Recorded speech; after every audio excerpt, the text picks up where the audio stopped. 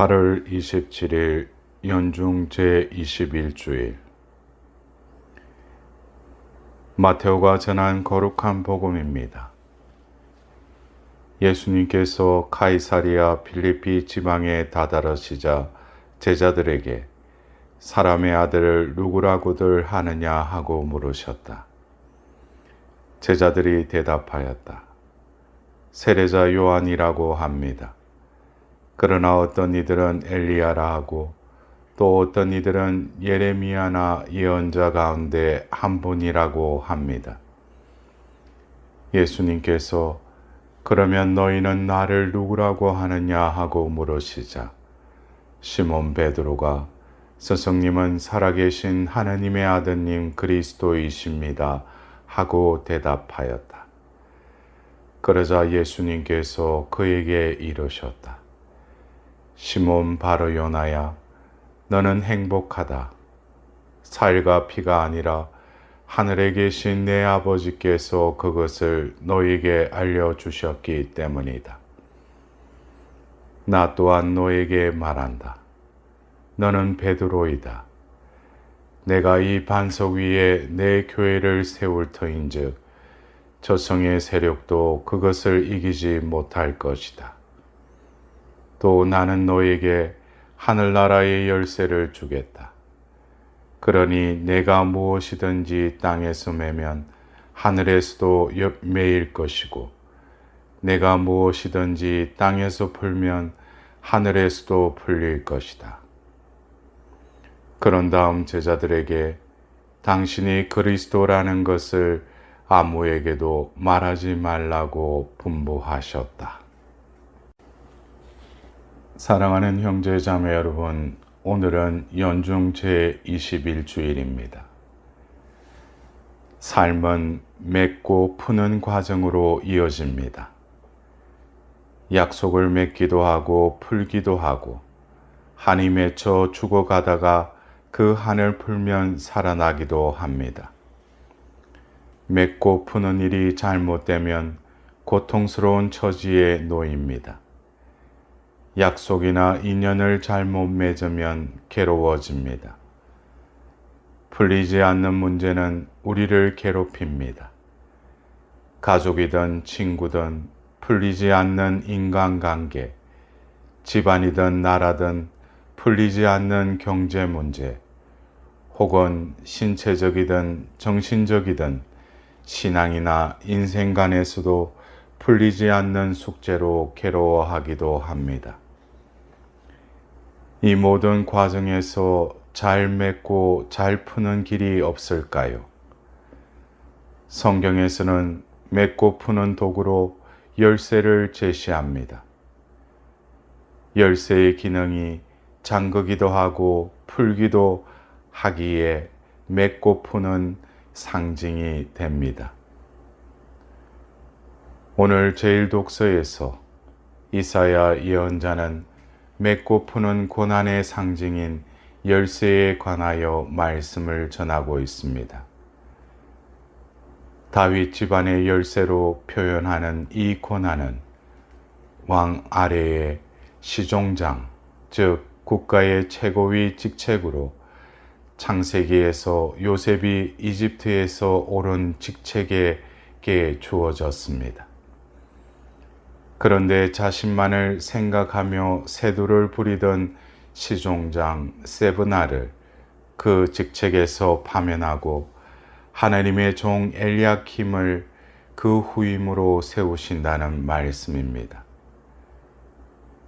그러면서 주님께서는 나는 다윗 집안의 열쇠를 그의 어깨에 메어 주리니 그가 열면 닫을 사람이 없고 그가 닫으면 열 사람이 없으리라 라고 선언하십니다.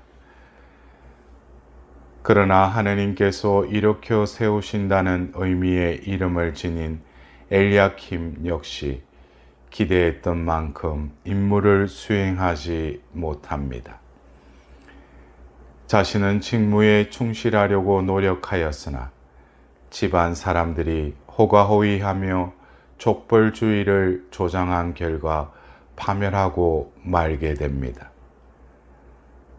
삶의 문제를 바르게 메고 공정하게 풀 열쇠는 무엇일까요? 인간 본성의 유한함을 넘어서서 지켜지는 정의, 가족이라는 한계나 학연 지연으로 삐뚤어지지 않는 공평함은 어디서 올까요? 나는 너에게 하늘나라의 열쇠를 주겠다. 그러니 내가 무엇이든지 땅에서 매면 하늘에서도 매일 것이고, 내가 무엇이든지 땅에서 풀면 하늘에서도 풀릴 것이다. 오늘 복음에서 예수님께서는 다윗 집안의 열쇠가 아니라 하늘나라의 열쇠를 베드로에게 주십니다. 베드로가 받은 메고 푸는 권한인 열쇠는 성경에서 유다인들은 금지하고 허락하는 권한, 즉 공동체에서 내쫓거나 받아들이는 권한으로 해석하였고, 초대교회에서는 죄를 용서하는 권한으로 해석합니다. 이 열쇠는 신약 성경에서는 바로 예수님 자신으로서 세상에서 열면 아무도 닫을 수 없고, 닫으면 아무도 열 수 없는 온전한 권한을 의미합니다. 이 열쇠는 죽음과 지옥을 관장하는 영생의 열쇠입니다. 복음에서 바로 열쇠이신 그리스도께서 베드로에게 이 열쇠 곧 맺고 푸는 권한을 맡기십니다. 곧 교회에 그리스도가 위탁됩니다. 어떻게 이 권한이 주어졌던가요? 예수님께서는 베드로의 신앙 고백을 들으시고 열쇠를 맡기십니다. 나를 누구라고 하더냐는 예수님의 질문에 제자들은 세례자 요한이라고 합니다. 그러나 어떤 이들은 엘리야라 하고, 또 어떤 이들은 예레미야나 예언자 가운데 한 분이라고 합니다. 라고 대답합니다. 그러자 주님께서는 그러면 너희는 나를 누구라고 하느냐? 라고 나의 입장을 물으십니다. 즉, 남들이 하는 이야기나 책에서 읽은 예수님, 혹은 교리 시간에 배운 예수님 말고 내가 살아가는 가운데 직접 체험한 예수님에 대한 고백을 요구하십니다. 나 자신의 고백이 참 신앙이라는 의미입니다. 예수님의 질문에 시몬 베드로가 스승님은 살아계신 하느님의 아드님 그리스도이십니다. 라고 고백합니다. 여기서 살아계신 하느님이라는 표현을 주목할 필요가 있습니다. 하느님께서 살아계시다는 표현은 하느님께서는 지금도 생명을 창조하시고 인류 역사 안에서 활동하시는 분이시라는 의미인 것입니다. 예수님은 살아계신 하느님의 아들로 우리 가운데 살아계시는 분임을 베드로는 고백합니다. 소문 속의 예수님, 말로만 어렴풋이 믿는 예수님은 살아계신 하느님이 되지 못합니다. 살아계신 하느님은 살아있는 삶에서 만나게 됩니다. 남의 말이 아니라 나의 삶에서 기쁨과 보람, 슬픔과 상처 등 삶의 애환 가운데 만나는 하느님께 대한 고백이 참된 신앙 고백으로 삶의 열쇠를 받는 고백인 것입니다. 살아계신 하느님의 아들 그리스도 예수님은 살아있는 신앙 고백을 할 때 베드로에게 주셨듯이 우리에게 열쇠를 주십니다. 그 열쇠는 잠그기만 하고 풀지 못하는 열쇠가 아닙니다. 인생에서 잠가서 묶어야 할 것과 풀어야 할 것이 있습니다.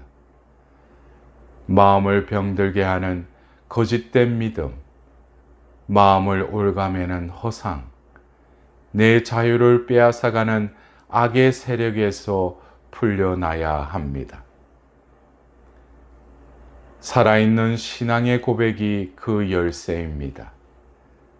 스스로의 힘으로 헤어나갈 수 없는 고난에서 우리는 열쇠를 잠기듯 주님과 하나로 묶여지길 원합니다.